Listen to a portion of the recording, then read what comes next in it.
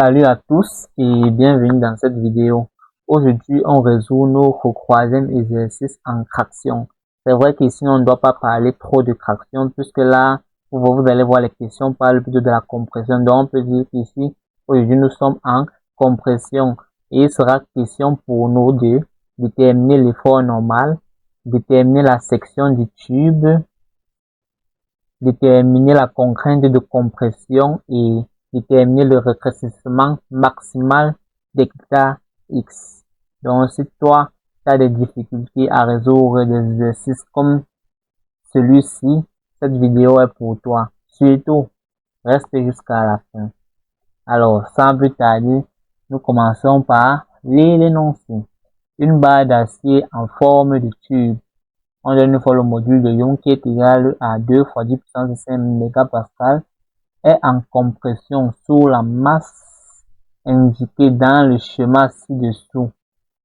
Calculer l'effort normal, la section droite du tube, la contrainte de compression, le rétrécissement maximal delta X. Donc là, vous pouvez voir le tube ici, voir le tube là. Le tube c'est là et là. Voilà le diamètre du tube extérieur qu'on nous a donné. Et on a fait tout ça quand on relevait les données. Le diamètre extérieur est égal à 50 mm. Donc là, on sait que c'est un tube circulaire quand on parle du diamètre ici. Le diamètre intérieur est égal à diamètre extérieur divisé par 3. C'est ça qu'on a fait ici. Diamètre extérieur divisé par 3, qui nous donne 50 divisé par 3, nous donne 16,66 mm.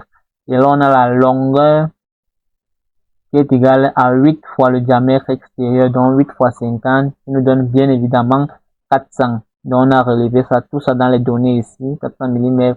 Et on a la masse qui est égale à 5000 kg. Alors, sans plus tarder, on résout directement la première question qui nous demande de calculer l'effort normal. Ici, l'effort normal va bien évidemment être le poids. Ici, on a la masse. Et la pesanteur qu'on nous a donnée ici, c'est 9,81 newton par kilomètre. Donc, l'effort normal ici va être égal à P qui va être M fois G. N va donc être égal à 500 fois 9,81.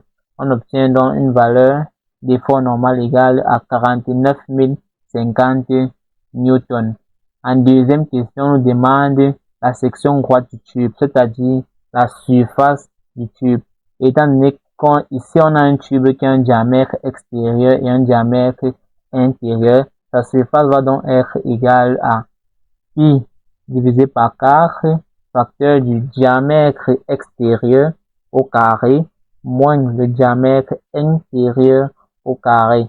En application numérique, on aura donc pi divisé par 4, facteur de 50 au carré, moins 16,66 au carré.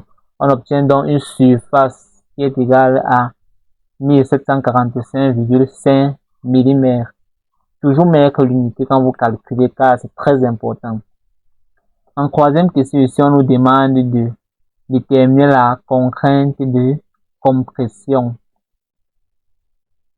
On sait que sigma est égal à N sur S. C'est la contrainte normale, mais étant donné qu'ici nous sommes en compression, c'est sigma est égal à N sur S. En application numérique, on a donc sigma 49 000. On a trouvé N ici en haut, l'effort normal, et ici en bas, on a trouvé la surface. Ça fait 49 050 divisé par 1745,5.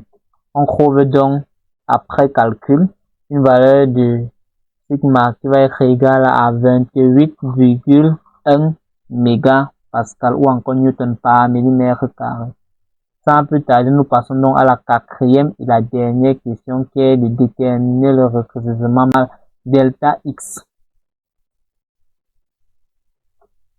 On sait que sigma est égal à N sur S et sigma est égal encore à E fois epsilon d'après la loi d'Hooke. Comme je l'ai expliqué dans l'exercice 1 et dans l'exercice 2, donc sigma ici va être égal à E fois delta X sur L0. Donc on a pris la formule de la loi de Hooke ici.